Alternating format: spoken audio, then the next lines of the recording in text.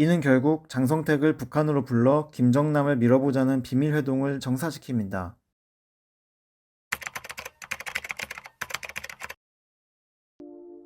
이 모든 일의 시작점에는 시진핑 현 주석의 전임인 후진타오 전 주석이 있습니다. 후진타오는 집권기간 내내 전임자였던 장쩌민 전 주석과의 권력 싸움에 시달렸습니다. 장쩌민은 주석에서 물러난 후에 후임자인 후진타오를 본인의 꼭두각시로 내세우려 했으나 야심가 후진타오는 어느 정도 장쩌민에게 이용당하는 척하며 뒤로는 본인이 전면에 나설 속셈이었습니다. 장쩌민도 처음에는 백도 없어 보이는 후진타오를 경계하진 않았는데 뒤로 자신의 세력을 키워나간 후진타오는 1989년 티베트 독립운동을 진압하면서 장쩌민의 전임이었던 덩샤오핑 전 주석의 전폭적인 지지를 얻고 중국 정계 중심으로 급부상합니다. 그 이후 장쩌민은 직접적으로는 후진타오를 조정하지 못했는데 후진타오 역시 장쩌민을 대놓고 숙청하지 못했습니다.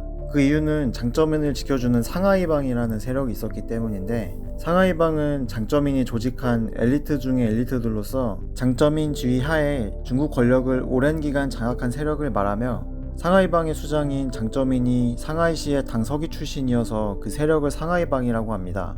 후진타오도 이렇게 자신의 뒤를 지켜주는 공산주의 청년단, 줄여서 공청단이라 부르는 신세력이 있었는데 서로 세력의 힘이 비슷해서 후진타오의 공천단과 장쩌민의 상하이방은 후진타오의 임기 10년간 함부로 건드리지 못하는 냉전 상태를 유지하게 됩니다. 후진타오는 이러한 냉전 구도 속에서 인민의 민심을 잃게 되면 오히려 본인이 숙청된다는 사실을 명백히 알았고, 이에 따라 폭발적인 경제 성장 및 해외 세력을 이용한 본인의 존재감을 어필하기 시작합니다. 생산 비용을 싸게 해서 중국을 세계 공장으로 만들어 무역 흑자로 전환하는 경제 방침과 해외 정치기의 스폰서십을 통한 세계적 영향력을 키워나감에 따라 상하이방은 이를 저지하지 못하고 지켜볼 수밖에 없었습니다. 이것은 한반도 정세에도 큰 영향을 미쳤는데, 북한 김정일은 당시 대놓고 상하이방 편을 들지도 공청당 편을 들지도 않으며 교묘하게 자신들의 실익만을 취했으나, 사실상 김정일은 장쩌민과의 연이 더 깊은 상하이방 사람이라고 보는 게 맞습니다. 이를 견제하기 위해 후진타오의 공청단은 대놓고 북한의 세습을 비판하는 등 김정일과의 불협을 일으키게 됩니다.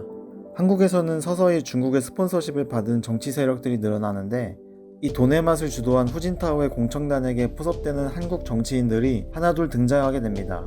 이 현상은 미국과 호주 그리고 유럽에서도 마찬가지였고, 후진타오의 세계 정세가 중국 내 영향력 강화에 포석이 되었습니다. 이러한 구도 속에서 시진핑이 등장합니다.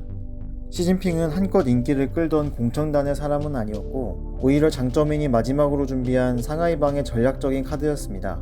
시진핑은 중국 공산당 설립 초기 멤버의 후손들로 이루어진 태자당 소속이었는데, 태자당에는 장쩌민과 후진타오의 측근들로 포진되어 있어서 장쩌민은 장쩌민대로 시진핑은 우리 편이다, 후진타오는 후진타오대로 시진핑은 우리 편이다 라는 엇갈린 계산하에 양측 모두 이해관계가 어색하게 되어 있던 상황 중에 시진핑이 후진타오 다음으로 권력을 이어받게 됩니다. 하지만 시진핑도 결국 야심가였고, 박쥐처럼 간을 보며 본인의 영향력을 키우며 결국 장쩌민과 후진타오의 권력을 모두 성공적으로 승계하게 됩니다.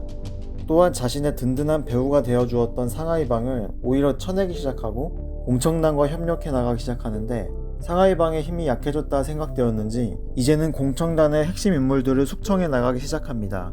이것은 후진타오도 장쩌민도 예상하지 못한 시진핑의 뒤통수였습니다. 이러한 중국 내부의 상황과는 별개로 시진핑은 대외적으로 성공한 후진타오의 전략을 더욱 강화시킵니다. 선대 황제들의 몰락을 지켜본 시진핑은 한 가지 교훈을 얻게 되는데, 어느 정권이 들어서든 결국 인민의 지지를 받는 엘리트들은 살아남는다는 것. 이에 시진핑은 그 누구보다 막강한 엘리트 사단을 구축하는 데 열을 올립니다. 그리고 시진핑은 이 엘리트들을 중국에서만 찾는 것이 아닌 후진타오처럼 전 세계에서 인재를 발굴하는 데 초점을 맞춥니다.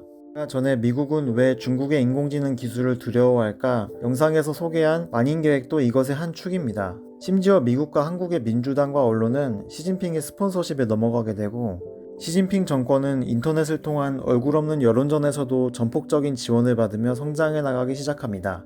최근에는 이것들이 우리나라 차이나 게이트로 밝혀졌죠.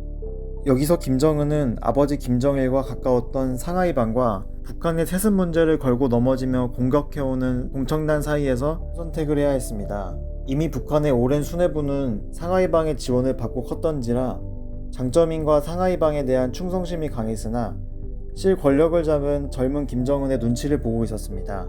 김정은이 상하이방의 손을 잡을 것을 대비해서 공청단은 계획을 세웠었는데 그 타겟은 김정은의 고모부 장성택이었습니다. 후진타오는 김정은의 고모부 장성택과 김정은의 친형 김정남으로 이루어지는 직관적인 백두혈통을 지원하기 시작했고, 이는 결국 장성택을 북한으로 불러 김정남을 밀어보자는 비밀회동을 정사시킵니다.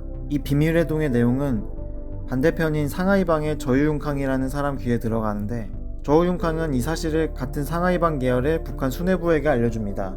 이 소식을 들은 김정은은 친형인 김정남을 암살하고 북한 내 공청단의 핵심 권력인 장성택을 고사포로 쏴서 처형합니다. 이 사건을 밀고 했던 상하이방의 저우융캉은 시진핑에게 찍혀서 감옥에 수감됩니다. 세계적인 엘리트주의를 꿈꾸던 시진핑에게 북한은 엘리트 없는 그냥 변방국에 지나지 않았고, 이에 북한으로 쏟아지던 지원은 점점 줄기 시작했으며, 이에 김정은은 시진핑에 대한 분노를 키워나가게 됩니다.